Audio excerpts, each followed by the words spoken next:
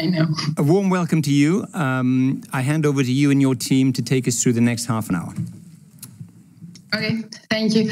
So, hello everyone. I'm Anna. I'm 16 years old and I live in Greece. I'm a member of the Eurochild Children's Council. So I'm very happy to be a part of this session. And what I want to say before I begin with our presentation is that the goal of this session is to make you see violence from the eyes and the perspective of young people, specifically from the perspective of children and of children being victims of violence. So throughout the years, there has been an increase in cases of most of these forms of violence, which are domestic, emotional, verbal, sexual, bullying, cyberbullying, and neglect. So they seem to play a big part.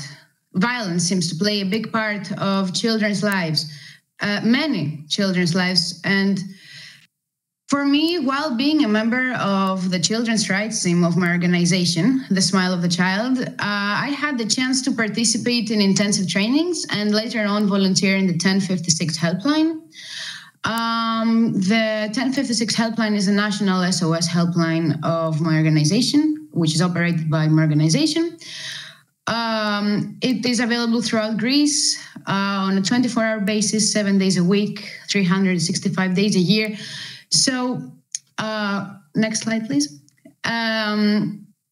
While being a trainee in the helpline, I have had firsthand experience on children reporting being victims of violence. Specifically, for 2022, in the first semester, there has been an increase in reports about children being victims of bullying, in reports about children seeking help about their classmates' behavior, 557 reports concerning child abuse and neglect, about 964 children. So right now I want to point out two things. Firstly, these numbers are already big enough, and we're talking about one country, Greece. Secondly, these reports have been made from children. So children have called us and said that I'm a victim of violence.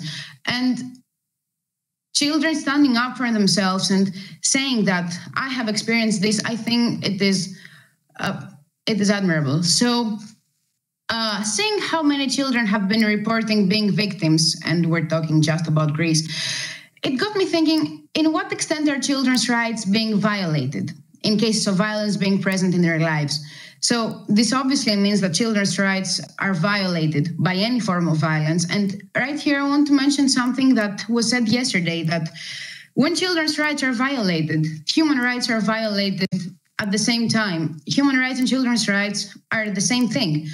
So if most children, though, don't even know that they have rights, how are they supposed to know when they're being violated? How are they supposed to recognize a violation of their rights?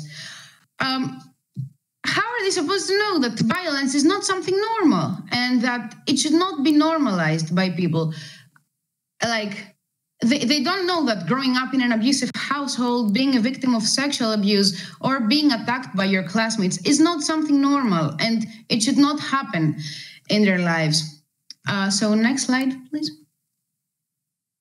So the United Nations Convention on the Rights of the Child guarantees the right for children to be free from violence, including physical and mental violence, injury and abuse, neglect and negligent treatment, maltreatment or exploitation, including sexual abuse. So possible solutions for that are going to be talked about later. But, and if we could move to the next slide, what I want to focus on for now is the main causes of violence, and specifically talk about one. So some of the main causes are mental problems, poverty and unemployment, having witnessed violence from a young age, drug and alcohol use, and cultural factors. So as we can see, a main cause of violence is poverty. And the stress of not knowing what the future holds can lead to aggressive and violent behaviors. So children that live in such environments are automatically more vulnerable and more likely to be excluded from the school's social circle and experience bullying. Being a part in this session is very important for many reasons, but I think that the main one is that it was run by children who are trying to help other children in any way possible. So if you want to help us help other children, then I want you to think about this. If children have the abilities to be a part of a national helpline, pick up the phone and actually help the child at the end of the line recognize a violent behavior and face it, then imagine what power adults have to make such a big problem smaller. Thank you all for your attention. It was a pleasure being a part of this session.